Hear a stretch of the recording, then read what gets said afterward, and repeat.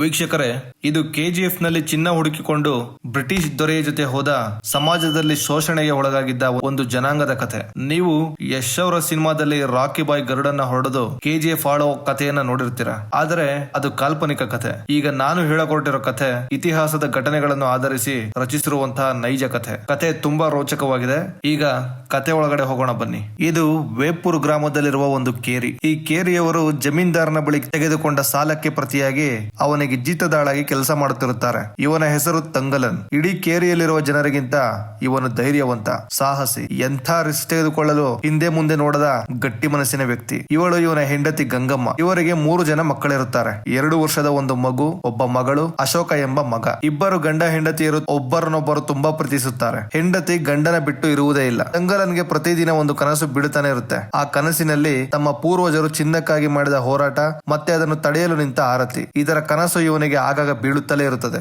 ಮತ್ತೆ ಇವನಿಗೆ ಬೀಳುವ ಕನಸು ಯಾವುದೋ ಸುಳ್ಳಲ್ಲ, ಎಲ್ಲವೂ ನಡೆದಿರುವ ಸತ್ಯ ಘಟನೆ. ಅಂದ ಹಾಗೆ ಈ ಆರತಿ ಯಾರು ಅಂತ ನಿಮಗೆ ಮುಂದೆ ಗೊತ್ತಾಗುತ್ತೆ. ಇವನ ಹೆಸರು ಗಂಗು. ಇವನು ಗುರು ರಾಮಾನುಜರ ಭಕ್ತ. ರಾಮಾನುಜರು ಜಾತಿ ಮತ ಎಂಬುದು ಇಲ್ಲ, ಮನುಷ್ಯರೆಲ್ಲರೂ ಸಮಾನರು. ನಾವು ನಾರಾಯಣನನ್ನು ಭಕ್ತಿಯಿಂದ ಆರಾಧಿಸಿದರೆ ಸತ್ತ ಮೇಲೆ ವೈಕುಂಠ ಸೇರುತ್ತೇವೆ ಎಂಬ ಮಾತುಗಳನ್ನು ಬಲವಾಗಿ ನಂಬಿ ನಾರಾಯಣನಿಗೆ ಒಂದು ದೇವಸ್ಥಾನ ಕಟ್ಟಿಸಿ ತಮ್ಮ ಕುಲದವರು ಒಳ್ಳೆ ರೀತಿಯಲ್ಲಿ ಬದುಕಬೇಕು ಎಂಬುದು ಇವನ ಆಸೆ. ಹೀಗೆ ಒಂದು ರಾತ್ರಿ ಮಲಗಬೇಕಾದರೆ ತಂಗಲನ್ ಮಕ್ಕಳೆಲ್ಲ ಒಂದು ಕತೆ ಹೇಳು, ಆ ಆರತಿಯ ಕಥೆಯನ್ನೇ ಹೇಳು ಎಂದು ಪೀಡಿಸುತ್ತಾರೆ. ಆಗ ತಂಗಲನ್ ಕತೆ ಹೇಳಲು ಶುರು ಮಾಡುತ್ತಾನೆ. ಅಲ್ಲಿ ಕಾಣಿಸುತ್ತಿದೆಯಲ್ಲ ಬೆಟ್ಟಗಳು, ಆ ಬೆಟ್ಟವನ್ನ, ಅದರಿಂದ ಆಚೆ ಇರೋ ಕಾಡನ್ನ, ಆಮೇಲೆ ನದಿನ ದಾಟಿಕೊಂಡು ಹೋದರೆ ಆನೆ ಬೆಟ್ಟ ಅಂತ ಒಂದು ಸಿಗುತ್ತೆ. ಅಲ್ಲಿ ಚಿರತೆ, ಆನೆ, ಹಂದಿಗಳು ಎಲ್ಲವೂ ಕಾಡಿನಲ್ಲಿ ವಾಸಿಸುತ್ತಿರ್ತವೆ. ಅಲ್ಲಿ ಒಂದು ಪಣ್ಣೂರ್ ನದಿ ಅಂತ ಇತ್ತು. ಆ ನದಿಯಲ್ಲಿ ನಮ್ಮ ಪೂರ್ವಜರು ಅಂದ್ರೆ ನಮ್ಮ ತಾತನ ತಾತ, ನಮ್ಮ ಮುತ್ತಜ್ಜ ಕಾಡಯ್ಯ ಆ ನದಿಯ ಮರಳಲ್ಲಿ ಚಿನ್ನ ತೆಗೆದಿರ್ತಾರೆ. ಆ ಕಾಲಘಟ್ಟದಲ್ಲಿ ನಮ್ಮ ನಾಡನ್ನು ಆಳುತ್ತಿದ್ದ ಚೋಳ ರಾಜ ಗೆದ್ದು ಮರಳಿ ನಮ್ಮ ನಾಡಿಗೆ ಬಂದಾಗ ರಾಜ ಇವರನ್ನೆಲ್ಲ ಬಂಧಿಸಿ ಕರೆತರಲು ಆಜ್ಞೆ ಮಾಡುತ್ತಾನೆ. ಆದರೆ ಇವರು ತುಂಬಾ ಶಕ್ತಿವಂತರು. ಸೈನಿಕರ ಜೊತೆ ಹೋರಾಡಿ ಕೆಲವು ಸೈನಿಕರ ಪ್ರಾಣ ತೆಗಿತಾರೆ. ಎಷ್ಟೇ ಆದರೂ ರಾಜನ ಸೈನ್ಯ ದೊಡ್ಡದು. ಕಾಡಯ್ಯನನ್ನ ಸೆರೆ ಹಿಡಿತಾರೆ. ಅವನ ಬುತ್ತಿಯನ್ನು ತೆಗೆದುಕೊಂಡು ನೋಡಿದ್ರೆ ಚಿನ್ನ ಇರುತ್ತೆ. ಇದನ್ನ ನೋಡಿದ ರಾಜ, ಇದು ಶುದ್ಧ ಚಿನ್ನ, ಇದು ನನಗೆ ಬೇಕು, ಇನ್ನೂ ಅಧಿಕವಾಗಿ ಬೇಕು ಅಂತ ಕೇಳ್ತಾನೆ. ಆಗ ಕಾಡಯ್ಯ, ರಾಜರೇ, ಚಿನ್ನ ಯಾರಿಗೆ ಬೇಕೋ ಅವರು ಹುಡುಕಿದರೆ ಮಾತ್ರ ಸಿಗುತ್ತದೆ, ಬೇರೆಯವರಿಗೋಸ್ಕರ ಹುಡುಕಿದರೆ ಚಿನ್ನ ಸಿಗುವುದಿಲ್ಲ ಅಂತ ಹೇಳ್ತಾನೆ. ಇವನು ಮಾತನ್ನು ನಂಬದ ರಾಜ ಚಿನ್ನ ಹುಡುಕುವುದಕ್ಕೆ ತನ್ನ ಸೈನಿಕರನ್ನ ಕಳಿಸ್ತಾನೆ. ಕಾಡಯ್ಯ ಹೇಳಿದ ಹಾಗೆ ಯಾರಿಗೂ ಚಿನ್ನ ಸಿಗುವುದಿಲ್ಲ. ಆಗ ಒಂದು ನವಿಲು ಕೂಗುತ್ತಾ ಹಾರಿಕೊಂಡು ಹೋಗಿ ದೂರದ ಒಂದು ಬಂಡೆಯ ಮೇಲೆ ಕೂರುತ್ತದೆ. ಆ ಬಂಡೆ ನೋಡಿದರೆ ಚಿನ್ನದ ಗಟ್ಟಿ.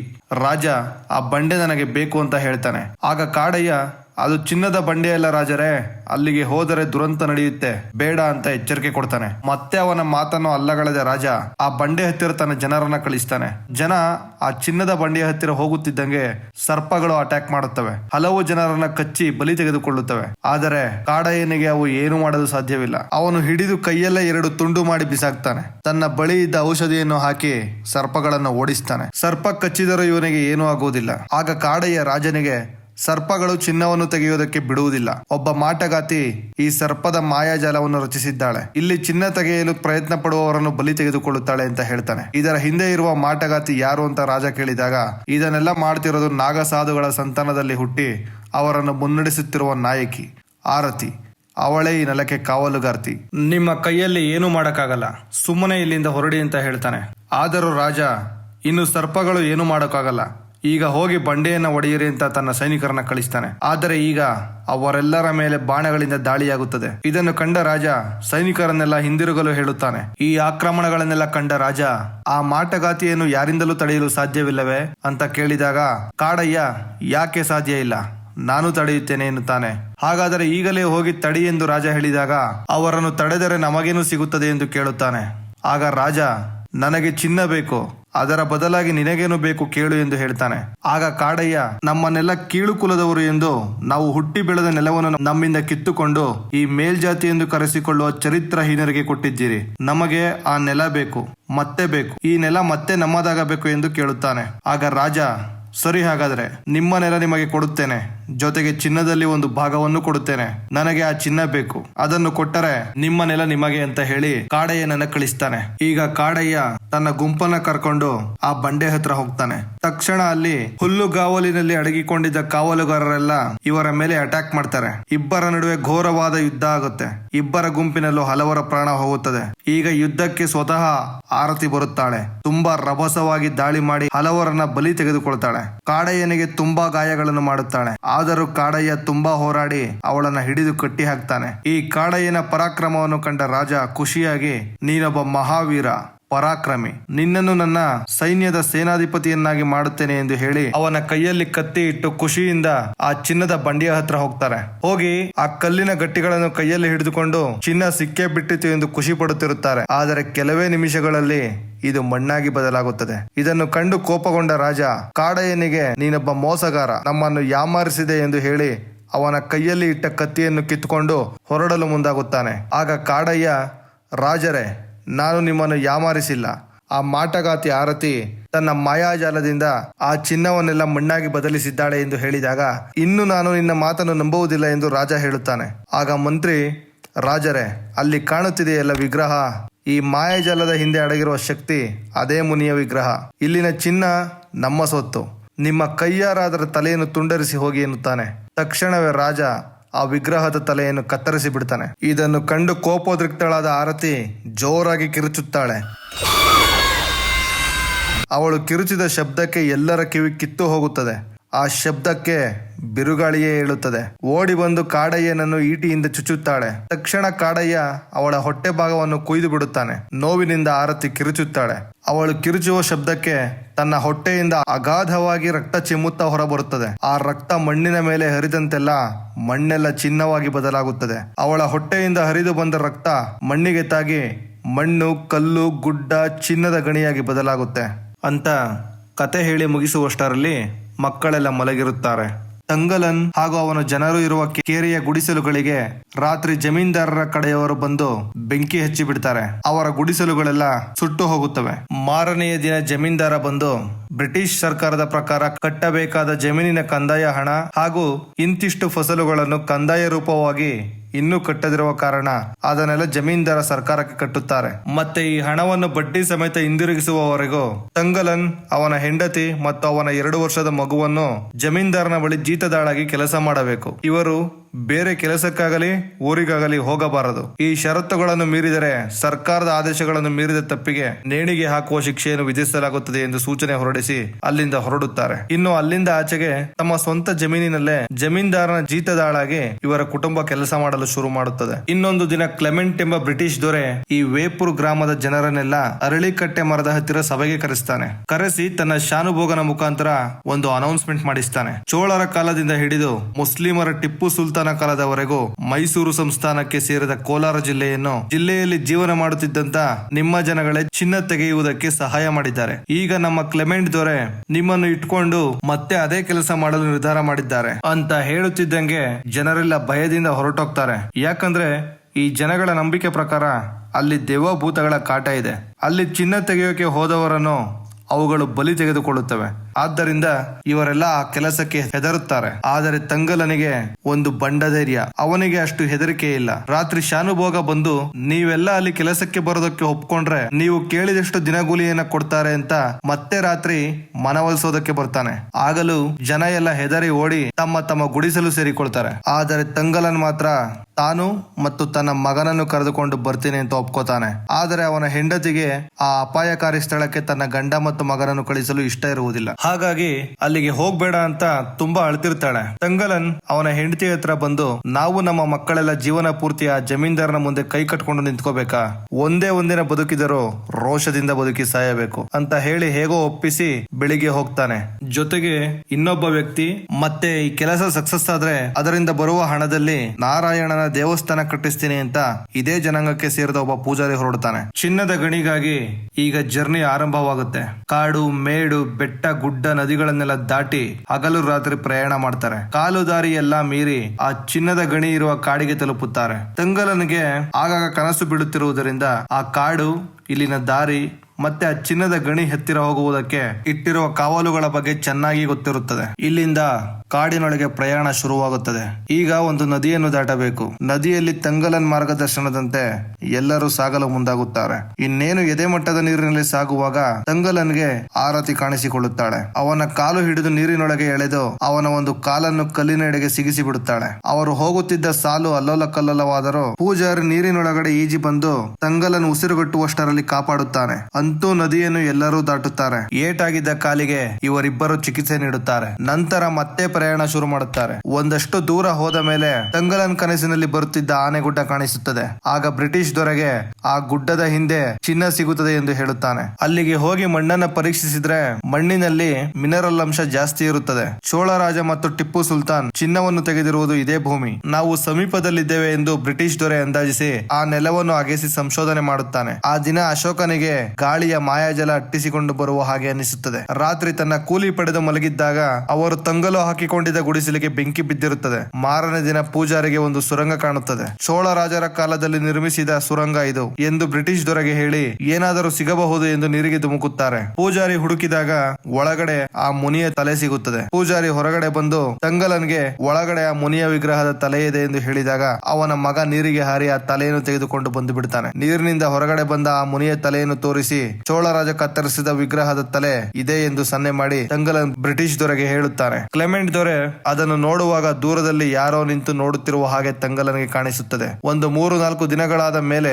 ಎಷ್ಟೇ ಅಗೆದರೂ ಎಷ್ಟೇ ಸಂಶೋಧಿಸಿದರೂ ಏನೂ ಸಿಗದ ಕಾರಣ ಅಶೋಕನಿಗೆ ನಾನು ಇಲ್ಲಿ ಯಾಕಾದರೂ ಬಂದೆನೋ, ಮರಳಿ ಮನೆಗೆ ಹೋದರೆ ಸಾಕು ಎನ್ನುವಷ್ಟು ದುಃಖವಾಗಿ ಬಿಟ್ಟಿದೆ. ಇವನು ಆರ್ಥರ್. ಇವನಿಗೆ ಇಲ್ಲಿ ಚಿನ್ನ ಸಿಗುತ್ತದೆ ಎಂಬ ಯಾವ ನಂಬಿಕೆಯೂ ಇಲ್ಲ. ಇದೆಲ್ಲ ಕಟ್ಟುಕತೆ. ಇದನ್ನು ನಾವು ನಂಬಿ ಬಂದಿದ್ದೇವೆ ಎಂಬುದು ಅವನ ವಾದ. ಇವನು ಕ್ಲೆಮೆಂಟ್ ದೊರೆಗೆ ಹೇಳುತ್ತಾನೆ, ನಾವು ದುಷ್ಟ ಶಕ್ತಿಗಳಿಂದ ನಿಯಂತ್ರಿಸಲ್ಪಡುತ್ತಿದ್ದೇವೆ. ಇಲ್ಲಿ ಚಿನ್ನ ಸಿಗುವುದು ಮಕ್ಕಳಿಗೆ ಹೇಳುವ ಮೂಢನಂಬಿಕೆಗಳ ಕಥೆಗಳು ಅಂತ ನಿಮಗೆ ಅರ್ಥ ಆಗ್ತಿರುವ ಎನ್ನುತ್ತಾನೆ. ಆಗ ಕ್ಲೆಮೆಂಟ್ಸ್ ತಂಗಲನ್ ಹೇಳುತ್ತಿರುವುದು ನಿಜಾನ ಸುಳ್ಳೋ ಗೊತ್ತಿಲ್ಲ. ಅವನು ಹೇಳುತ್ತಿರುವ ಆನೆಗುಡ್ಡದ ಹಿಂದೆ ಹುಡುಕೋಣ, ಏನಾದರೂ ಸಿಗಬಹುದು ಎಂದು ಹೇಳುತ್ತಾನೆ. ಆಗ ಆರ್ಥರ್ ನನಗಂತೂ ಯಾವ ನಂಬಿಕೆನೂ ಇಲ್ಲ ಅಂದಾಗ, ನೋಡು ಆರ್ಥರ್, ನನಗೆ ನಾವು ಬಂದ ಕೆಲಸ ಯಶಸ್ವಿ ಆಗುವುದಿಲ್ಲ ಎಂಬ ಭಯವಿಲ್ಲ. ನನ್ನ ಬೊಕ್ಕಸೆ ಎಲ್ಲ ಖಾಲಿಯಾಗಿದೆ. ಇಷ್ಟೆಲ್ಲಾ ಪ್ರಯತ್ನಗಳನ್ನು ಮಾಡಿ ನಾನು ಬರಿಗೈಯಲ್ಲಿ ಹಿಂದಿರುಗಲು ಆಗುವುದಿಲ್ಲ ಎಂದಾಗ ಆರ್ಥರ್ ಜೀಸಸ್ ನಮಗೆ ದಾರಿ ತೋರಿಸುತ್ತಾನೆ, ಆದರೆ ಈ ತಂಗಲನ್ನ ನೀವು ನಂಬಬೇಡಿ ಎಂದು ಹೇಳುತ್ತಾನೆ. ಅವನನ್ನು ನೋಡಿದರೆ ನನಗೆ ಸೈತಾನನಂತೆ ಕಾಣುತ್ತಾನೆ. ಅವನು ನಮಗೆ ದಾರಿ ತೋರಿಸುತ್ತಾನೆ ಎಂದು ನಂಬುವೀರಾ ಎಂದು ಹೇಳುತ್ತಾನೆ. ಇದರಿಂದ ಕೋಪಗೊಂಡ ಕ್ಲೆಮೆಂಟ್, ಈ ಹೋರಾಟದಲ್ಲಿ ಸೋತರೆ ನಾನು ನನ್ನ ಫ್ಯಾಮಿಲಿಗೆ ಮುಖ ತೋರಿಸಲು ಆಗುವುದಿಲ್ಲ. ಅಷ್ಟೇ ಯಾಕೆ, ಈ ಅಸ್ಪೃಶ್ಯ ಜನರೇ ನನ್ನನ್ನು ತಿರಸ್ಕಾರದಿಂದ ನೋಡುತ್ತಾರೆ. ಅವನು ಹೇಳುವುದು ಸತ್ಯ ಅಂತ ನನಗೆ ಅನ್ನಿಸುತ್ತಿದೆ. ಸದ್ಯಕ್ಕೆ ನನ್ನ ನಂಬಿಕೆಗೆ ಆಧಾರ ಅವನೇ. ಹಾಗಾಗಿ ನಾನು ಅವನನ್ನು ನಂಬುತ್ತೇನೆ. ಒಂದು ವೇಳೆ ಅವನು ಸೈತಾನನಾಗಿದ್ದರೂ ಪರವಾಗಿಲ್ಲ, ಚಿನ್ನದ ದಾರಿಯನ್ನು ತೋರಿಸಿದರೆ ನಾನು ಅವನ ಮಾತನ್ನು ಕೇಳುತ್ತೇನೆ ಎಂದು ಕೋಪದಿಂದ ಹೇಳಿ ಹೊರಟು ಹೋಗುತ್ತಾನೆ. ನಂತರ ತಮಗೆ ದಾರಿ ತೋರಿಸುವ ಜವಾಬ್ದಾರಿಯನ್ನು ತಂಗಲನ್ಗೆ ವಹಿಸಿ ಮುನ್ನಡೆಯುತ್ತಾರೆ. ಇನ್ನೇನು ಆನೆಗುಡ್ಡ ಸಮೀಪವಾಗುತ್ತಿದ್ದಾಗ ಜೋರಾಗಿ ಬಿರುಗಾಳಿ ಬೀಸುತ್ತದೆ. ಆದರೂ ಉತ್ಸಾಹ ತುಂಬಿ ತಂಗಲನ್ ಅವರನ್ನು ಮುನ್ನುಗ್ಗಿಸುತ್ತಾನೆ. ಆ ಪೂಜಾರಿ ಬಿರುಗಾಳಿಗೆ ಹೆದರಿ ಇದೆಲ್ಲ ಈ ಮುನಿಯ ತಲೆಯಿಂದನೇ ಆಗುತ್ತಿದೆ ಎಂದು ಅದನ್ನು ಬಿಸಾಡಿ ಬಿಡುತ್ತಾನೆ. ತಕ್ಷಣ ಕೋಪಗೊಂಡ ತಂಗಲನ್ ಅವನನ್ನು ತಳ್ಳಿ, ಇಲ್ಲಿ ವಿಸ್ತಾರವಾಗಿ ಹರಡಿಕೊಂಡಿರುವ ಭೂಮಿ ಸಾಮಾನ್ಯ ಭೂಮಿಯಲ್ಲ, ನಮ್ಮ ಪಿಶಾಚಿಯ ಬಲಿಪೀಠ. ಸರಿಯಾಗಿ ಗಮನ ಇಟ್ಟು ಕೇಳಿಸ್ಕೊ. ಸಾವಿರಾರು ದುಂಬಿಗಳು ಗುಯಿಗುಟ್ಟುತ್ತಿರುವ ಒಂದು ಕರ್ಕಶವಾದ ಶಬ್ದ. ಇಲ್ಲೇ ಎಲ್ಲೋ ಹತ್ತಿರದಲ್ಲೇ ಈ ಮುನಿ ತಲೆಯ ದೇಹ ಭಾಗ ಇದೆ ಎಂದು ಹೇಳಿ ಮುಂದೆ ಕರೆದುಕೊಂಡು ಹೋಗ್ತಾನೆ. ಆಗ ಇವರಿಗೆ ಕರಿಚಿರತೆ ಎದುರಾಗುತ್ತದೆ. ಅಶೋಕ್, ಆರ್ಥರ್, ಪೂಜಾರಿ ಎಲ್ಲರೂ ಭಯದಿಂದ ಓಡುತ್ತಿದ್ದಾರೆ. ಚಿರತೆ ಕ್ಲೆಮೆಂಟ್ ದೊರೆಯ ಮೇಲೆ ಆಕ್ರಮಣ ಮಾಡಿಬಿಡುತ್ತದೆ. ಎಲ್ಲರೂ ಹೆದರಿ ಕಂಗಾಲಾಗಿದ್ದಾರೆ. ತಂಗಲನ್ ಆ ಚಿರತೆಯನ್ನು ಎದುರಿಸುತ್ತಾನೆ. ಕ್ಲೆಮೆಂಟ್ ದೊರೆಗೆ ಹಾನಿ ಮಾಡುತ್ತಿದ್ದ ಚಿರತೆಯನ್ನು ಅವನಿಂದ ಬೇರ್ಪಡಿಸಿ ಅದರ ಜೊತೆ ಹೋರಾಡಲು ಮುಂದಾಗುತ್ತಾನೆ. ಎಷ್ಟೇ ಗಾಯಗೊಂಡರೂ ಅದರ ಎದುರು ಹೋರಾಡಿ ಕೊನೆಗೆ ಅದರ ಹೊಟ್ಟೆ ಭಾಗವನ್ನು ಸೀಳಿ ಬಿಡುತ್ತಾನೆ. ಈಗ ಎಲ್ಲರೂ ಆ ಗುಡ್ಡದ ಬಳಿ ಓಡಿ ಹೋಗುತ್ತಾರೆ. ಅವರು ಸಮೀಪಿಸುತ್ತಿದ್ದಂತೆ ಸರ್ಪ, ಚೇಳುಗಳು ಆಕ್ಟಿವ್ ಆಗುತ್ತವೆ. ಆರತಿ ಮತ್ತು ಅವಳ ತಂಡ ಅವರನ್ನೆಲ್ಲ ದುರುಗುಟ್ಟಿಕೊಂಡು ನೋಡುತ್ತಿದ್ದಾರೆ. ಆ ಜಾಗದಲ್ಲಿ ಮಂಜು ಆವರಿಸುತ್ತದೆ. ಆ ಮಂಜಿನಲ್ಲೂ ತಂಗಲನ್ಗೆ ತನ್ನ ಕನಸಿನಲ್ಲಿ ಬರುತ್ತಿದ್ದ ಚೋಳ ರಾಜ, ಅವನ ಸೈನಿಕರು, ನಾಗಸಾಧು ಎಲ್ಲರೂ ಕನಸಿನಲ್ಲಿ ಇದ್ದ ಹಾಗೆಯೇ ಕಾಣಿಸುತ್ತಾರೆ. ತಂಗಲನ್ ಮಗನಿಗೆ ಆ ಮುನಿಯ ದೇಹ ಭಾಗದ ಕೈ ಕಾಣಿಸುತ್ತದೆ. ಅದನ್ನು ಆರ್ಥರ್ಗೆ ತೋರಿಸುವಾಗಲೇ ಕಣ್ಣಿಗೆ ಕಾಣದಷ್ಟು ವೇಗವಾಗಿ ಅವನನ್ನು ಕಾವಲುಗಾರರು ಅಟ್ಯಾಕ್ ಮಾಡುತ್ತಾರೆ. ಇದನ್ನು ಕಂಡ ತಂಗಲನ್ ಮಗನಿಗೆ ತಮ್ಮ ಸುತ್ತ ತುಂಬಾ ಜನ ಸುತ್ತುವರೆದಿದ್ದಾರೆ ಎಂಬುದು ಗೊತ್ತಾಗಿ ಅವರಪ್ಪನಿಗೆ ಹೇಳ್ತಾನೆ. ಆಗ ಅಲ್ಲಿ ಸಿಕ್ಕಿರುವುದು ಆ ಮುನಿಯ ತಲೆ ಮತ್ತು ದೇಹ ಎಂಬುದು ಖಾತರಿಯಾಗಿ ಆ ಪ್ರತಿಮೆಯನ್ನು ಆಚೆ ತೆಗೆಯಲು ಮುಂದಾಗುತ್ತಾರೆ. ಏಕೆಂದರೆ ಪ್ರತಿಮೆಯಲ್ಲೂ ಕೂಡ ಬೆಲೆ ಬಾಳುವ ಚಿನ್ನದ ಗಣಿ ಇರುತ್ತದೆ. ಆ ವಿಗ್ರಹವನ್ನು ಆಚೆ ಎಳೆಯುತ್ತಿದ್ದಂತೆಯೇ ಕಾವಲುಗಾರರೆಲ್ಲ ಘೋರವಾಗಿ ಅಟ್ಯಾಕ್ ಮಾಡ್ತಾರೆ. ಎರಡು ತಂಡಗಳು ಯುದ್ಧ ಮಾಡಲು ಶುರು ಮಾಡ್ತಾರೆ. ತಂಗಲನ್ ಮೇಲೆ ಆರತಿ ದಾಳಿ ಮಾಡುತ್ತಾಳೆ. ಆದರೆ ಸ್ವಲ್ಪ ಹೊತ್ತಿನ ನಂತರ ಅವನಿಗೆ ಭ್ರಮೆಯಂತೆ ಭಾಸವಾಗುತ್ತದೆ. ಎರಡು ತಂಡಗಳ ಮಧ್ಯೆ ಯುದ್ಧ ನಡೆಯುತ್ತಿರುವಾಗಲೇ ತಂಗಲನ್ ಮಗ ಆ ಪ್ರತಿಮೆಯ ದೇಹಕ್ಕೆ ತಲೆಯನ್ನು ಜೋಡಿಸಿ ಬಿಡುತ್ತಾನೆ. ಈಗ ತಂಗಲನ್ಗೆ ಬರೀ ಆರತಿ ಕಡೆಯ ಕಾವಲುಗಾರರು ಮಾತ್ರ ಕಾಣಿಸುತ್ತಾರೆ. ಎಲ್ಲರ ಎದುರು ಎದೆಗುಂದದೆ ಒಬ್ಬನೇ ಹೋರಾಡುತ್ತಾನೆ. ಹಾಗೆ ಹೋರಾಡುತ್ತಿರುವಾಗ ಬ್ರಿಟಿಷ್ ದೊರೆಯ ಮೇಲೆ ಆರತಿ ದಾಳಿ ಮಾಡಿ ಇನ್ನೇನು ಅವರನ್ನು ಸಾಯಿಸಬೇಕಾದರೆ ತಂಗಲನ್ ಅವಳಿಗೆ ಗುಂಡು ಹಾರಿಸುತ್ತಾನೆ. ತಕ್ಷಣ ಕಾವಲುಗಾರರು ಆರತಿಯನ್ನು ಎತ್ತುಕೊಂಡು ಎಲ್ಲರೂ ಜಾಗ ಖಾಲಿ ಮಾಡಿಬಿಡ್ತಾರೆ. ನಂತರ ಆ ಪ್ರತಿಮೆಯ ಭೂಮಿಯ ಪಾದದಡಿಯಲ್ಲಿ ಸಿಕ್ಕ ಕಲ್ಲಿನ ಗಟ್ಟಿ ತೆಗೆದುಕೊಂಡು ಬೆಂಕಿಯಲ್ಲಿ ಕಾಯಿಸಿ ಚಿನ್ನ ಎಕ್ಸ್ಟ್ರಾಕ್ಟ್ ಮಾಡ್ತಾರೆ. ನೀವಿನ್ನೂ ನಮ್ಮ ಚಾನೆಲ್ಗೆ ಸಬ್ಸ್ಕ್ರೈಬ್ ಆಗಿಲ್ಲ ಅಂದ್ರೆ ಈ ಕೂಡಲೇ ಸಬ್ಸ್ಕ್ರೈಬ್ ಆಗಿ. ನಿಮಗಾಗಿ ಒಳ್ಳೊಳ್ಳೆ ಸಸ್ಪೆನ್ಸ್ ಥ್ರಿಲ್ಲರ್ ಹಾರರ್ ಸಿನಿಮಾ ಕಥೆಗಳನ್ನ ನಿಮ್ಮ ಮುಂದೆ ತರ್ತೀನಿ. ಮತ್ತೆ ಬೇರೆ ಭಾಷೆಯಲ್ಲಿ ನೀವು ನೋಡಿ ಅರ್ಥವಾಗದೇ ಇರೋ ಸಿನಿಮಾದ ವಿವರಣೆ ಬೇಕಂದ್ರೆ ಆ ಸಿನಿಮಾದ ಹೆಸರನ್ನ ಕಮೆಂಟ್ ಬಾಕ್ಸ್ ಅಲ್ಲಿ ತಿಳಿಸಿ. ಸಬ್ಸ್ಕ್ರೈಬ್ ಆಗೋದನ್ನ ಮಾತ್ರ ಮರೆಯಬೇಡಿ. ಇದನ್ನು ಕಂಡ ದೊರೆ ತುಂಬಾ ಖುಷಿ ಆಗ್ತಾನೆ. ತಂಡದ ಎಲ್ಲರಿಗೂ ತುಂಬಾ ಖುಷಿ ಆಗುತ್ತದೆ. ತಕ್ಷಣ ಮಳೆ ಬಂದು ಆರತಿ ಪ್ರತ್ಯಕ್ಷಳಾಗಿ ಅಲ್ಲಿನ ಒಂದು ಮರಕ್ಕೆ ಹಾಗೂ ವಿಲಿಯಂಗೆ ಸಿಡಿಲು ಬಡಿಸುತ್ತಾಳೆ. ಇದಿಷ್ಟು ಜರ್ನಿಯಲ್ಲಿ ತಂಗಲನ್ ಧೈರ್ಯ, ಸಾಹಸ, ಎದುರಾಳಿಗಳ ಜೊತೆ ಹೋರಾಡುವ ಎದೆಗಾರಿಕೆಯನ್ನು ಮೆಚ್ಚಿದ ಕ್ಲೆಮೆಂಟ್ ದೊರೆ ತಂಗಲನ್ ಬಳಿ ಬಂದು, ತಂಗಲನ್, ನೀನು ನಿಜವಾದ ಯೋಗ್ಯ ಮನುಷ್ಯ. ನಿನಗೆ ನನ್ನ ಧನ್ಯವಾದಗಳನ್ನು ಅರ್ಪಿಸುತ್ತೇನೆ. ಈ ಹೋರಾಟದಲ್ಲಿ ನನಗೆ ಸಿಕ್ಕಿರುವ ಈ ಚಿನ್ನದ ಬಿಲ್ಲೆ ನನಗೆ ಅತ್ಯಂತ ಪ್ರಾಮುಖ್ಯವಾದದ್ದು. ಈಗ ನಾವ್ ಯಾರೆಂದು ಇಡೀ ಪ್ರಪಂಚಕ್ಕೆ ತೋರಿಸಬಹುದು. ನನಗೆ ನಿನ್ನಂತ ಚಿನ್ನದ ಮನುಷ್ಯ ಸಿಕ್ಕಿದ್ದಾನೆ. ನಾವು ಇತಿಹಾಸವನ್ನೇ ಸೃಷ್ಟಿಸುತ್ತೇವೆ. ನಿನ್ನ ಜೀವನ ಬದಲಾಗುತ್ತದೆ. ನಿಮ್ಮೆಲ್ಲರ ಜೀವನವೂ ಬದಲಾಗುತ್ತದೆ. ಇನ್ನು ಮುಂದೆ ಯಾವ ಜನರು ನಿಮ್ಮನ್ನೆಲ್ಲ ಅಸ್ಪೃಶ್ಯತೆಯಿಂದ ಕಾಣುತ್ತಿದ್ದರೋ ಅವರೆಲ್ಲ ನಿಮ್ಮನ್ನು ಗೌರವದಿಂದ ಕಾಣುತ್ತಾರೆ ಎಂದು ಹೇಳಿ ಅವನಿಗೆ ಬ್ರಿಟಿಷರು ಹಾಕುವ ಒಂದು ಜೊತೆ ಬಟ್ಟೆಯನ್ನು ಕೊಡುತ್ತಾನೆ. ನಂತರ ಆರ್ಥರ್ಗೆ, ತಂಗಲನ್ ಮತ್ತೆ ನಾನು ಹೋಗಿ ಇನ್ನೂ ಹೆಚ್ಚು ಕೆಲಸಗಾರರನ್ನು ಕರೆತರುತ್ತೇವೆ. ಅಲ್ಲಿವರೆಗೂ ಇವರಿಗೆಲ್ಲ ನೀನೇ ಇನ್ಚಾರ್ಜ್ ಅಂತ ಹೇಳಿ ಎಲ್ಲರೂ ಹೀಗೆ ನಿಮ್ಮ ಕೆಲಸವನ್ನು ಮುಂದುವರಿಸಿ ಅಂತ ಹೇಳಿ ಹೊರಡುತ್ತಾನೆ. ಈಗ ತಂಗಲನ್ ಜಮೀನಿನಲ್ಲಿ ಕೆಲಸ ಮಾಡುವಾಗ ಅಲ್ಲಿಗೆ ಒಳ್ಳೆಯ ಬಟ್ಟೆಗಳನ್ನು ಧರಿಸಿ ಕುದುರೆಯ ಮೇಲೆ ಎಂಟ್ರಿ ಕೊಡುತ್ತಾನೆ. ಅವನ ಉಡುಗೆ ತೊಡುಗೆ ಎಲ್ಲ ನೋಡಿ ಹೆಂಡತಿ ಭಾವುಕಳಾಗುತ್ತಾಳೆ. ಮಕ್ಕಳು ಮತ್ತು ಕೇರಿಯವರೆಲ್ಲ ತುಂಬಾ ಖುಷಿ ಪಡುತ್ತಾರೆ. ಈಗ ತಂಗಲನ್ ಬಂದೂಕು ಹಿಡಿದು ಜಮೀನ್ದಾರರ ಆಳುಗಳನ್ನು ಬೆದರಿಸಿಕೊಂಡು ಮುಂದೆ ಹೋಗಿ ಅವನ ಲೆಕ್ಕಿಗನ ಹತ್ತಿರ ಲೆಕ್ಕ ಕೇಳಿ ಅವನ ಹಣವನ್ನು ಹಿಂದಿರುಗಿಸಿ ಮರ್ಯಾದೆಯಿಂದ ಹೇಳ್ತಿದ್ದೀನಿ, ನಮ್ಮ ಜಮೀನಿನ ಪತ್ರಗಳನ್ನು ಕೊಟ್ಟು ಬಿಡಿ ಎಂದು ಕೇಳುತ್ತಾನೆ. ಆಗ ಹೆದರಿದ ಜಮೀನ್ದಾರ ಪತ್ರಗಳನ್ನು ಹಿಂದಿರುಗಿಸಲು ಹೇಳುತ್ತಾನೆ. ತಂಗಲನ್ ತನ್ನ ಭೂಮಿಯನ್ನು ಮತ್ತೆ ಮರಳಿ ಪಡೆಯುತ್ತಾನೆ. ಈಗ ತಂಗಲನ್ ತನ್ನ ಕೇರಿ ಜನರನ್ನು ಆ ಜಾಗಕ್ಕೆ ಕರೆದುಕೊಂಡು ಹೋಗಲು ಮನವೊಲಿಸಲು ಪ್ರಯತ್ನ ಮಾಡುತ್ತಾನೆ. ಈ ನಾಡಲ್ಲಿ ಲಕ್ಷಾಂತರ ಜನ ಇದ್ರು ದೊರೆಗಳು ಈ ಕೆಲಸ ನಮ್ಮಿಂದ ಮಾತ್ರ ಸಾಧ್ಯ ಎಂದು ನಮಗೆ ಒಪ್ಪಿಸುತ್ತಿದ್ದಾರೆ. ನಮ್ಮನ್ನು ಬಿಟ್ರೆ ಮಳೆ ಗಾಳಿ ಅಂತ ಲೆಕ್ಕಿಸದೆ ದೆವ್ವ ಭೂತಗಳ ಎದುರು ಹೋರಾಡಿ ಚಿನ್ನ ತೆಗೆದುಕೊಂಡು ಬರುವಂತ ಜನರು ಯಾರೂ ಇಲ್ಲ ಎಂದು ಹೇಳ್ತಿದ್ದ ಹಾಗೇನೆ ಅಲ್ಲೊಬ್ಬ, ಹಾಗಿದ್ರೆ ಎಲ್ಲರನ್ನು ಕರೆದುಕೊಂಡು ಹೋಗಿ ಸಾಯಿಸೋಕೆ ಬಂದಿದ್ದೆ ಅಂತ ಆಯ್ತು ಅಂತಾನೆ. ಆಗ ತಂಗಲನ್, ಇಲ್ಲಿವರೆಗೂ ನೀನು ಹೇಗೆ ಬದುಕಿದೀಯ? ಹೊಲ ಉಳೋ ಜೋಡಿ ತಿಂತರ ಜೀವನ ಪೂರ್ತಿ ಕೆಲ್ಸನೇ ತಾನೆ. ಭತ್ತದ ಬೆಳೆ, ರಾಗಿ ಬೆಳೆ, ಶುಂಠಿ ಬೆಳೆ, ಅರಿಶಿಣದ ಬೆಳೆ ಅಂತ ಎಷ್ಟು ಬೆಳೆಗಳನ್ನ ಬೆಳಿತೀಯ ನೀನು. ಅದರಲ್ಲಿ ಒಂದು ಹಿಡಿ ಬೆಳೆನ ನೀನು ಮನೆಗೆ ತರುವುದಕ್ಕೆ ಆಗುತ್ತಾ? ಈ ಭೂಮಿಯೆಲ್ಲ ನಮ್ಮದೇ ಆದ್ರೂ ಒಬ್ಬನ ಹತ್ರ ಆದ್ರೂ ಅಂಗೈಯಗಲ ಜಾಗ ಇದೆಯಾ? ಒಂದು ವೇಳೆ ಇದ್ರೆ ಅದನ್ನು ಕಿತ್ಕೋತಾರೆ. ಜಾಗ ನಮ್ದು, ದುಡಿಯೋರ್ ನಾವು, ಆದರೆ ಕೂಲಿ ಮಾತ್ರ ಕೊಡೋದಿಲ್ಲ. ನಾಳೆ ಹುಟ್ಟೋ ಮಕ್ಕಳು ಕೂಡ ನಮ್ಮ ಹಾಗೆ ಜೀತದಾಳ ಆಗ್ಬೇಕು ಅಂದ್ರೆ ಇಂಥ ಜೀವನ ನಮ್ಗೆ ಆಗ್ಬೇಕು. ಅಲ್ಲಿಗೆ ಹೋದ್ರೆ ನಮ್ಮ ಜೀವನ ಎಲ್ಲ ಬದಲಾಗುತ್ತೆ. ದೆವ್ವ ಭೂತ ಅಂತ ಸಾವಿಗೆ ಹೆದರ್ಕೊಂಡು ಕೂತ್ರೆ ಬದುಕೋದಕ್ಕಾಗಲ್ಲ. ಹಾಗಂತ ಅಲ್ಲಿಗೆ ಹೋದ್ರೆ ರಾಜರ ತರ ಇರ್ತೀರಾ ಅಂತ ನಾನು ಹೇಳ್ತಿಲ್ಲ. ಸಾಯುವವರೆಗೂ ಇವರ ಜೊತೆ ಜೀತದಾಳುಗಳಾಗಿ ಹೆಣಗಾಡುವುದಕ್ಕಿಂತ ಅಲ್ಲಿ ಬದಲಾಯಿಸುವುದಕ್ಕೆ ಹೋಗಿ ಸಾಯೋದೇ ಮೇಲು ಅನ್ನುವುದು ನನ್ನ ಅಭಿಪ್ರಾಯ. ಮತ್ತೆ ಆ ದೊರೆಗಳು ನಮಗೆಲ್ಲ ಮನೆ, ನಮ್ಮ ಮಕ್ಕಳಿಗೆ ಶಾಲೆ, ಎಲ್ಲರ ಕೈ ತುಂಬ ಕೂಲಿ, ನಾನು ಹಾಕಿಕೊಂಡಿರುವ ರೀತಿ ಬಟ್ಟೆ, ಇದನ್ನೆಲ್ಲ ಅನುಕೂಲ ಮಾಡಿಕೊಡುತ್ತಾರೆ. ನೋಡಿ, ಅಲ್ಲಿರುವ ಚಿನ್ನ ನಮ್ಮ ಬದುಕನ್ನೆಲ್ಲ ಬದಲಾಯಿಸುತ್ತೆ ಅಂತ ಹೇಳಿ ಎಲ್ಲರಿಗೂ ಸ್ವೀಟ್ ಕೊಟ್ಟು ಹೆಂಗಸರಿಗೆಲ್ಲ ರವಕೆ ಬಟ್ಟೆ ಕೊಟ್ಟು ಖುಷಿ ಪಡಿಸಿ ಕನ್ವಿನ್ಸ್ ಮಾಡ್ತಾನೆ. ಈಗ ಎಲ್ಲರೂ ಖುಷಿಯಿಂದ ಹೊರಡೋಕೆ ರೆಡಿ ಆಗ್ತಾರೆ. ತನ್ನ ಕೇರಿಯವರನ್ನೆಲ್ಲ ಕರೆದುಕೊಂಡು ಹೋಗಿ ಜಾಗ ತಲುಪಿದಾಗ ಅಲ್ಲಿ ಈ ಲೆಕ್ಕಿಗ ಮತ್ತು ಬ್ರಿಟಿಷ್ ಸೈನಿಕರು ತಂಗಲನ್ಗೆ ಮರ್ಯಾದೆ ಕೊಡುವುದಿಲ್ಲ. ಜನರೆಲ್ಲ ಇದೇನು ತಂಗಲನ್ ಹೇಳಿದ್ದೇ ಬೇರೆ, ಆದರೆ ಇಷ್ಟು ಕೇವಲವಾಗಿ ನಡೆಸಿಕೊಳ್ಳುತ್ತಿದ್ದಾರೆ ಎಂದು ಆಶ್ಚರ್ಯ ಪಡುತ್ತಿದ್ದಾರೆ. ಆಗ ವರದ ಅಳುತ್ತಾ ಗೋಗರಿಯುತ್ತಾ, ನೀನು ಹೋದ ಮೇಲೆ ಎಲ್ಲ ಬದಲಾಗಿ ಹೋಯಿತು. ಆ ಕ್ಲೆಮೆಂಟ್ ದೊರೆ ಈ ಸೈನಿಕರನ್ನು ಕರೆದುಕೊಂಡು ಬಂದು ಬೆಟ್ಟದ ಮೇಲಿದ್ದ 4 ಜನರನ್ನು ಸುಟ್ಟು ಬಿಟ್ಟರು. ದೊಡ್ಡವರು ಚಿಕ್ಕವರು ಅಂತ ನೋಡದೆ ಎಲ್ಲರ ಮೇಲೆ ದಾಳಿ ಮಾಡಿದರು. ಪಾಪ ಬೇರೆಯವರೆಲ್ಲ ಓಡಿ ಹೋಗ್ಬಿಟ್ರು. ಒಬ್ಬ ಮುದುಕ ಮಾತ್ರ ಸಿಕ್ಕಾಕೊಂಡ್ಬಿಟ್ಟ. ಅವನು ಅಳೋದನ್ನ ಕೇಳಿ ಅಶೋಕ ಒಂಥರ ಆಗ್ಬಿಟ್ಟ. ಸೈನ್ಯದವರ ಮೇಲೆ ಕೈ ಮಾಡಿದ ಅಂತ ಹೇಳಿ ಎಲ್ಲರೂ ಸೇರಿ ಅವನನ್ನ ಹೊಡೆದು ಹಾಕಿದ್ರು ಅಂತ ಹೇಳ್ತಾನೆ. ತಕ್ಷಣ ಗಾಬರಿಯಾದ ತಂಗಲನ್ ಮತ್ತು ಜನರು ಓಡಿ ಹೋಗಿ ಅಶೋಕನನ್ನ ನೋಡಿದರೆ ಕೈ ಕಾಲುಗಳನ್ನ ಕಟ್ಟಿ ಹಾಕಿರ್ತಾರೆ. ಪ್ರಜ್ಞೆ ತಪ್ಪಿ ಬಿದ್ದಿರ್ತಾನೆ. ತಕ್ಷಣ ಕಟ್ಟು ಬಿಚ್ಚಲು ಹೋದಾಗ ಬ್ರಿಟಿಷ್ ಸೈನಿಕರು ತಂಗಲನ್ ಮೇಲೆ ದಾಳಿ ಮಾಡುತ್ತಾರೆ. ಆ ಲೆಕ್ಕಿಗ ತಂಗಲನ್ ಬಟ್ಟೆಯನ್ನು ಹರಿದು ಹಾಕಿಸ್ತಾನೆ. ಕ್ಲೆಮೆಂಟ್ ದೊರೆ ಬರುತ್ತಾನೆ. ತಂಗಲನ್ ತನ್ನ ಮಗನನ್ನು ತೋರಿಸಿ, ನನ್ನ ಮಗನ ಮೇಲೆ ನಾನೇ ಒಂದು ದಿನ ಕೈ ಮಾಡಲಿಲ್ಲ, ನೋಡಿ ಹೇಗೆ ಹೊಡೆದಿದ್ದಾರೆ ಅಂತ ತೋರಿಸಿದಾಗ ತಕ್ಷಣವೇ ತಂಗಲನ್ ಬಳಿ ಕ್ಷಮೆ ಕೇಳಿ ಅವನ ಮಗನನ್ನು ಬಿಡಿಸಿ ಅವನಿಗೆ ಚಿಕಿತ್ಸೆ ಕೊಡಿಸುತ್ತಾನೆ. ಈಗ ತಂಗಲನ್, ಇವರೆಲ್ಲ ನನ್ನ ಜನ ದೊರೆ, ನೀವು ಹೇಳಿದ್ದೀರಿ ಅಂತ ಇವರನ್ನೆಲ್ಲ ಕರೆದುಕೊಂಡು ಬಂದೆ ಅಂತ ಹೇಳ್ತಾನೆ. ಆಗ ಕ್ಲೆಮೆಂಟ್, ನೀವೆಲ್ಲ ಇಲ್ಲಿಗೆ ಬಂದಿದ್ದಕ್ಕೆ ಧನ್ಯವಾದಗಳು. ಇತಿಹಾಸವನ್ನು ಸೃಷ್ಟಿಸುತ್ತಿದ್ದೇವೆ. ಈಗ ನಾವು ಗಣಿಗಾರಿಕೆ ಮಾಡಲು ಹೋಗುತ್ತಿರುವ ಚಿನ್ನದ ಮೇಲೆ ನಿಮ್ಮೆಲ್ಲರಿಗೂ ಹಕ್ಕಿದೆ. ನಿಮ್ಮ ಧನ್ಯವಾದಗಳನ್ನು ತಂಗಲನ್ಗೆ ಅರ್ಪಿಸಿ, ಏಕೆಂದರೆ ಅವನು ನಿಮ್ಮ ಜನಾಂಗಕ್ಕೆ ಹೆಮ್ಮೆ ಗೌರವವನ್ನು ತಂದುಕೊಟ್ಟಿದ್ದಾನೆ.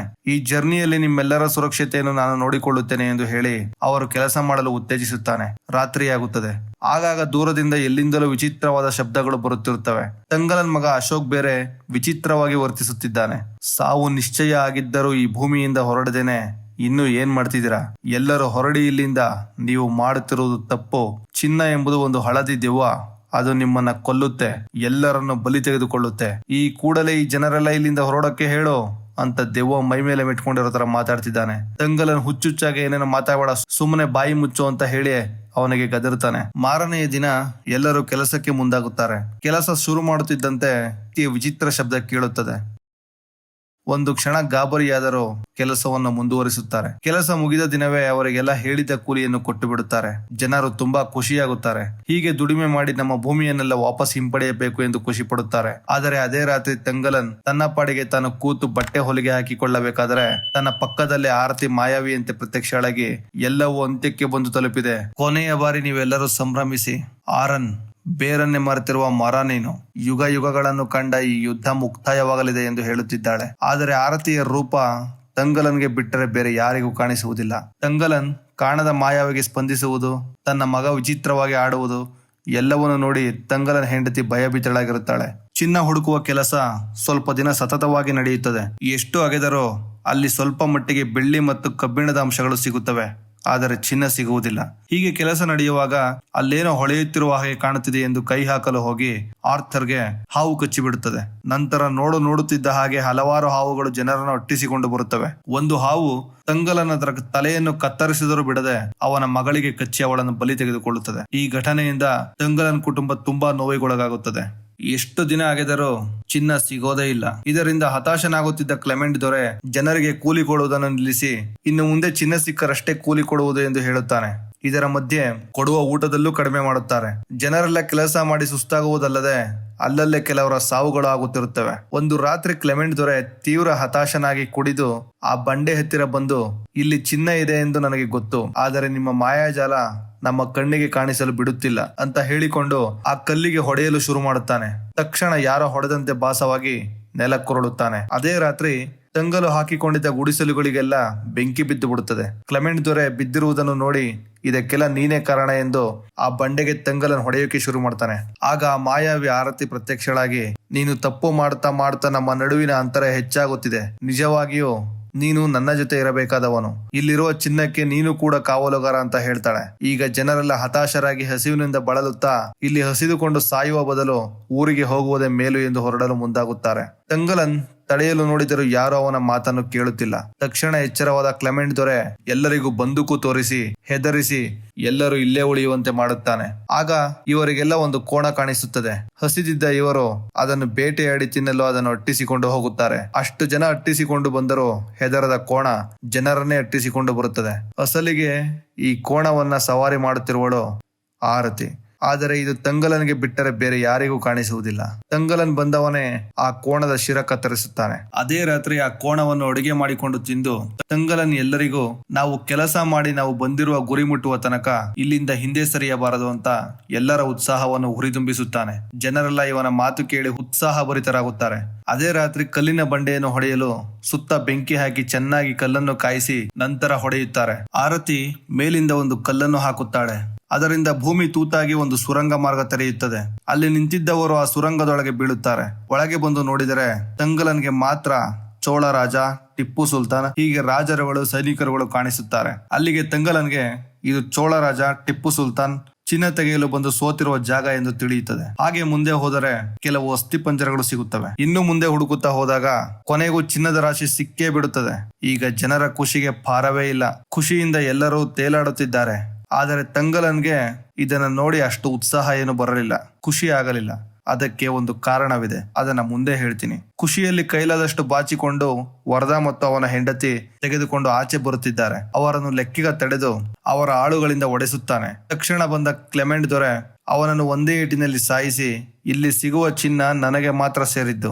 ನನ್ನಿಂದ ಕದಿಯಲು ಯಾರು ಪ್ರಯತ್ನಿಸುತ್ತಾರೋ ಅವರನ್ನು ತಕ್ಷಣವೇ ಗುಂಡಿಟ್ಟು ಸಾಯಿಸುತ್ತೇನೆ. ಮರ್ಯಾದೆಯಿಂದ ಎಲ್ಲರೂ ತೆಗೆದುಕೊಂಡಿರೋ ಚಿನ್ನವನ್ನು ತಂದು ಇಲ್ಲಿ ಇಟ್ಟು ಬಿಡಿ ಎಂದು ಹೇಳುತ್ತಿರುವಾಗಲೇ ವರದನ ಹೆಂಡತಿ ಆ ಚಿನ್ನದ ಬುತ್ತಿಯನ್ನು ತೆಗೆದುಕೊಂಡು ಓಡಲು ಪ್ರಯತ್ನಿಸುತ್ತಾಳೆ. ತಕ್ಷಣವೇ ಕ್ಲೆಮೆಂಟ್ ದೊರೆ ಅವಳಿಗೂ ಗುಂಡಿಕ್ಕಿ ಸಾಯಿಸುತ್ತಾನೆ. ಇದೆಲ್ಲ ಕಂಡ ಜನರು ಹೆದರುತ್ತಾರೆ. ಈ ವ್ಯಕ್ತಿ ನೀವು ಹೇಳಿ ಕರೆದುಕೊಂಡು ಬಂದಿರುವುದು ಒಂದು, ಆದರೆ ಈಗ ಹೇಳುತ್ತಿರುವುದೇ ಇನ್ನೊಂದು. ಈ ಚಿನ್ನದಲ್ಲಿ ನಮಗೂ ಭಾಗ ಕೊಡುತ್ತೇವೆ ಅಂತ ಹೇಳಿ ಇವಾಗ ತಕರಾರು ಯಾಕೆ ಮಾಡುತ್ತಿದ್ದೀರಾ ಅಂತ ಜಗಳ ಆಡ್ತಾನೆ. ಅವನಿಗೂ ಹೊಡಿತಾರೆ. ಹೀಗೆ ಒಬ್ಬರಿಗೊಬ್ಬರು ಹೊಡೆದಾಡುತ್ತಿರ್ಬೇಕಾದ್ರೆ ತಂಗಲನ್ ಬಂದು ಅವರನ್ನು ಬಿಡಿಸುತ್ತಾನೆ. ಯಾಕೆ ಎಲ್ಲರೂ ಹೀಗೆ ಆಡುತ್ತಿದ್ದೀರಾ? ನಿಮಗೆ ಸಿಕ್ಕಿರುವುದು ನಿಜವಾದ ಚಿನ್ನ ಅಲ್ಲ, ಇದು ನಕಲಿ ನೋಡಿ ಎಂದು ಅವರ ಮುಂದೆ ಪುಡಿ ಪುಡಿ ಮಾಡಿ ತೋರಿಸಿ, ಆರತಿ ನಮ್ಮನ್ನೆಲ್ಲ ಯಾಮಾರಿಸಿದ್ದಾಳೆ, ಇದು ಅವಳ ಮಾಯೆ, ಯಾಕೆ ಹೀಗೆ ಜಗಳ ಆಡ್ತೀರಾ ಅಂತಾನೆ. ಇದು ಹೀಗೆ ಆಗುತ್ತದೆ ಎಂದು ತಂಗಲನಿಗೆ ಮೊದಲೇ ಗೊತ್ತಿರುತ್ತದೆ. ಏಕೆಂದರೆ ಅವನ ಕನಸಿನಲ್ಲಿ ಬರುವ ಕಥೆಯು ಇದೇ ರೀತಿ ಇರುತ್ತದೆ. ಇದೇ ಕಾರಣದಿಂದ ಅವನಿಗೆ ಚಿನ್ನದ ರಾಶಿ ಸಿಕ್ಕಿದಾಗ ಖುಷಿಯಾಗಲಿಲ್ಲ. ಇದರಿಂದ ಇನ್ನಷ್ಟು ಹತಾಶನಾದ ಕ್ಲೆಮೆಂಟ್ ದೊರೆ, ಇದು ಚಿನ್ನದಂತಿರುವ ಕಲ್ಲು, ನಿಜವಾದ ಚಿನ್ನವನ್ನು ಹೇಗೆ ಪಡೆಯಬೇಕೆಂದು ನನಗೆ ಗೊತ್ತಿದೆ ಎಂದು ಕೋಪದಲ್ಲಿ ಹೇಳುವಾಗಲೇ ಆರತಿಯ ತಂಡ ಬರುತ್ತದೆ. ತಂಗಲನ್ಗೆ ಆರನ್ ತನ್ನನ್ನು ಅರಿಯದವನು ತಾನಾಗೆ ಅಳಿಯುತ್ತಾನೆ, ಅವನನ್ನು ವೀರನಾಗಿ ಸ್ವೀಕರಿಸುವವರು ವಿನಾಶವಾಗುತ್ತಾರೆ ಅಂತ ಹೇಳಿ ಆ ಮಾಯಾವಿ ಆರತಿ ಒಳಗೆ ಹೋಗುತ್ತಾಳೆ. ಈ ಮಾತುಗಳ ಅರ್ಥ ನಿಮಗೆ ಮುಂದೆ ಹೇಳುತ್ತೇನೆ. ಇಷ್ಟೆಲ್ಲ ಎಚ್ಚರಿಕೆಗಳನ್ನು ಕೊಟ್ಟಿದ್ದರೂ ನೀವು ನಿಲ್ಲಿಸಲಿಲ್ಲ ಎನ್ನುತ್ತಾ ಆರತಿ ರೌದ್ರ ರೂಪ ತೋರಿಸುತ್ತಾಳೆ. ಆಗ ಜನರಿಗೆಲ್ಲ ಮಾಯೆ ಕವಿದಂತೆ ಒಂದೇ ಸಮಯದಲ್ಲಿ ಹಗಲು ರಾತ್ರಿ ಎಲ್ಲವೂ ಬಂದಂತಾಗುತ್ತದೆ. ಜನರೆಲ್ಲ ಗಾಬರಿಯಿಂದ ಹೆದರುತ್ತಿದ್ದಾರೆ. ತಂಗಲನ್ ಮಗ ಅಶೋಕ, ಎಲ್ಲರೂ ನನ್ನ ಜೊತೆ ಬನ್ನಿ, ನಾವು ಆರತಿ ಜೊತೆ ನಿಲ್ಲೋಣ ಅಂತಾನೆ. ಎರಡು ತಂಡಗಳ ಮಧ್ಯೆ ಯುದ್ಧ ಜೋರಾಗಿ ನಡೆಯುತ್ತದೆ. ಆರತಿ ತಂಗಲನ್ನ ಮೆಟ್ಟಿ ನಿಂತು ಈ ಹಿಂದೆ ಅವನ ಕನಸಿನಲ್ಲಿ ಬಿದ್ದಂತೆ ಜೋರಾಗಿ ಕಿರುಚುತ್ತಾಳೆ. ಆ ಧ್ವನಿಯ ಶಬ್ದದ ಅಲೆಗಳಿಗೆ ಎಲ್ಲರೂ ಕಂಗಲಾಗುತ್ತಾರೆ. ಆಗ ತಂಗಲನ್ಗೆ ಹಳೆಯ ನೆನಪುಗಳು ನೆನಪಾಗುತ್ತವೆ. ಅಷ್ಟಕ್ಕೂ ಈ ತಂಗಲನ್ ಈ ಮಾಯಾವಿ ಆರತಿಯ ಗಂಡ. ಈ ನೆಲಕ್ಕೆ ಇವರಿಬ್ಬರು ಮುಖ್ಯ ಕಾವಲುಗಾರರು. ಇವರೆಲ್ಲರ ಗುರು ಗೌತಮ ಬುದ್ಧರು. ಅವರು ಆ ಕಾಲಘಟ್ಟದಲ್ಲಿ ಈ ಜನರಿಗೆ ಆಸೆಯೇ ದುಃಖಕ್ಕೆ ಮೂಲ, ವೈಭವ ಜೀವನದ ಸ್ವಾರ್ಥಕ್ಕೆ ಆಸೆಪಟ್ಟು ನಮ್ಮ ನೆಲವನ್ನು ಅಗೆದು ಬಗೆದು ಪರಿಸರ ಹಾಳು ಮಾಡದೆ ಅಗತ್ಯಕ್ಕೆ ಬೇಕಾದ ಸಂಪದನ್ನು ಮಾತ್ರ ಬಳಸಿಕೊಂಡು ಪ್ರಕೃತಿಯ ಜೊತೆ ಸಹಬಾಳ್ವೆ ಮಾಡಿಕೊಳ್ಳುತ್ತಾ ಈ ನೆಲವನ್ನು ಕಾಪಾಡುತ್ತಾ ಈ ನೆಲದಿಂದ ಚಿನ್ನ ತೆಗೆಯಬೇಕೆಂದು ಬಂದವರಿಂದ ರಕ್ಷಿಸಿಕೊಂಡು ಜೀವನ ಸಾಗಿಸಿ ಎಂದು ಬುದ್ಧ ಉಪದೇಶಿಸಿರುತ್ತಾರೆ. ಅದರಂತೆ ಈ ಜನಾಂಗದ ಪರಂಪರೆ ಬಾಳುತ್ತಾ ಬಂದಿರುತ್ತಾರೆ. ಇವರಿಗೆ ಸಿಕ್ಕಿದ್ದ ಕಲ್ಲಿನ ಪ್ರತಿಮೆ ಬೇರೆ ಯಾವುದೂ ಅಲ್ಲ, ಗೌತಮ ಬುದ್ಧರ ಪ್ರತಿಮೆ. ಆ ಪ್ರತಿಮೆ ಈ ಜನಾಂಗದವರಿಗೆ ದೇವರ ಸಮಾನ. ಈ ಕಾಡಿನ ಜನರೆಲ್ಲ ಸೇರಿ ಆರನ್ ಮತ್ತು ಆರತಿಯನ್ನು ಮುಖ್ಯ ನಾಯಕರಾಗಿ ಆರಿಸಿರುತ್ತಾರೆ. ಹೀಗೆ ಒಂದು ಕಾಲದಲ್ಲಿ ರಾಜರು ಈ ನೆಲದ ಮೇಲೆ ಆಕ್ರಮಣ ಮಾಡಲು ಬಂದಾಗ ಕಾಡಿನ ಜವಾಬ್ದಾರಿಯನ್ನು ಆರತಿಗೆ ವಹಿಸಿ ಆರನ್ ಯುದ್ಧಕ್ಕೆ ಹೋಗಿರುತ್ತಾನೆ. ದುರಾದೃಷ್ಟವಶಾತ್ ಆ ಯುದ್ಧವನ್ನು ಸೋತ್ಬಿಟ್ಟಿರ್ತಾರೆ. ಸೋತಾಗ ಬದುಕಲು ನಾಡಿನ ಜನರಂತೆ ಬದಲಾಗಿ ಅವರ ಶೈಲಿಯಲ್ಲಿ ಬದುಕಲಾರಂಭಿಸ್ತಾರೆ. ಆದರೆ ಇವರ ಮೈಬಣ್ಣದಿಂದ ಇವರನ್ನು ಕೀಳು ಜಾತಿ ಎಂದು ಪರಿಗಣಿಸಿ ಊರಿನ ಜನ ಇವರನ್ನು ದೂರ ಇಡುತ್ತಾ ಬರುತ್ತಾರೆ. ಹೀಗೆ ತಲೆಮಾರುಗಳು ಕಳೆಯುತ್ತಾ ಇವರು ನಾಗಸಾಧುಗಳ ವಂಶದವರು ಎಂಬುದನ್ನು ಮರೆತೇ ಬಿಟ್ಟಿರುತ್ತಾರೆ. ಹೀಗೆ ತಮ್ಮ ಪರಂಪರೆಯನ್ನು ಮರೆತ ತಂಗಲನ ಪೂರ್ವಜರಾದ ಆದಿಮುನಿ, ಕಾಡಯ್ಯ, ನಾದಮುನಿ ಚಿನ್ನ ತೆಗೆದುಕೊಳ್ಳಲು ಬಂದು ಇದೇ ರೀತಿ ಮಾಯೆಗೆ ಸಿಲುಕಿ ಮೋಸ ಹೋಗಿ ಆ ಕಥೆಯನ್ನೇ ತನ್ನ ಮಕ್ಕಳು ಮೊಮ್ಮಕ್ಕಳಿಗೆ ಹೇಳುತ್ತಾ ಬಂದಿರುತ್ತಾರೆ. ಈಗ ಇದೆಲ್ಲ ತಂಗಲನ್ಗೆ ಜ್ಞಾನೋದಯವಾಗುತ್ತದೆ. ತನ್ನ ಪೂರ್ವಜರ ಇತಿಹಾಸ ತಿಳಿಯುತ್ತದೆ. ತಾನು ನಾಗಸಾಧುಗಳ ಕುಲಕ್ಕೆ ಸೇರಿದವನು, ಈ ನೆಲ ನನ್ನದು, ಇಲ್ಲಿರೋ ಸಂಪತ್ತನ್ನು ಕಾಪಾಡುವ ಜವಾಬ್ದಾರಿ ತನ್ನದೇ ಎಂಬ ಅರಿವು ಮೂಡುತ್ತದೆ. ತಕ್ಷಣ ಆರತಿಯನ್ನು ಕೊಲ್ಲಲು ಬಂದ ಕ್ಲೆಮೆಂಟ್ ದೊರೆಯನ್ನು ಕೊಂದು ಆರತಿ ಬಳಿ ಅಳುತ್ತಾ ಕ್ಷಮೆ ಕೇಳುತ್ತಾನೆ.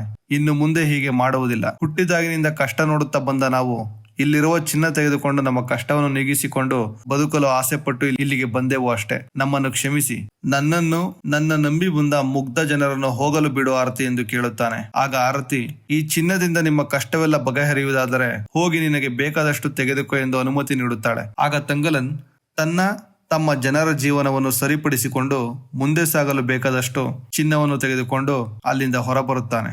ಆದರೆ ಅದನ್ನೆಲ್ಲ ತೆಗೆದುಕೊಂಡು ಮರಳಿ ಊರಿಗೆ ಹೋಗುವುದಿಲ್ಲ. ತಾನು ಇಲ್ಲೇ ಇದ್ದು ಅಲ್ಲಿಗೆ ಆಕ್ರಮಣ ಮಾಡಲು ಬರುವವರಿಂದ ನೆಲವನ್ನು ಕಾಪಾಡಲು ಪಣ ತೊಟ್ಟು ಅಲ್ಲೇ ಉಳಿಯುತ್ತಾನೆ. ಅಲ್ಲಿಗೆ ಸಿನಿಮಾ ಮುಗಿಯುತ್ತದೆ. ನೀವಿನ್ನೂ ನಮ್ಮ ಚಾನೆಲ್ಗೆ ಸಬ್ಸ್ಕ್ರೈಬ್ ಆಗಿಲ್ಲ ಅಂದ್ರೆ ಈ ಕೂಡಲೇ ಸಬ್ಸ್ಕ್ರೈಬ್ ಆಗಿ. ನಿಮಗಾಗಿ ಒಳ್ಳೊಳ್ಳೆ ಸಸ್ಪೆನ್ಸ್ ಥ್ರಿಲ್ಲರ್ ಹಾರರ್ ಸಿನಿಮಾ ಕಥೆಗಳನ್ನ ನಿಮ್ಮ ಮುಂದೆ ತರ್ತೀನಿ. ಮತ್ತೆ ಬೇರೆ ಭಾಷೆಯಲ್ಲಿ ನೀವು ನೋಡಿ ಅರ್ಥವಾಗದೇ ಇರೋ ಸಿನಿಮಾದ ವಿವರಣೆ ಬೇಕಂದ್ರೆ ಆ ಸಿನಿಮಾದ ಹೆಸರನ್ನ ಕಮೆಂಟ್ ಬಾಕ್ಸ್ ಅಲ್ಲಿ ತಿಳಿಸಿ. ಸಬ್ಸ್ಕ್ರೈಬ್ ಆಗೋದನ್ನ ಮಾತ್ರ ಮರಿಬೇಡಿ.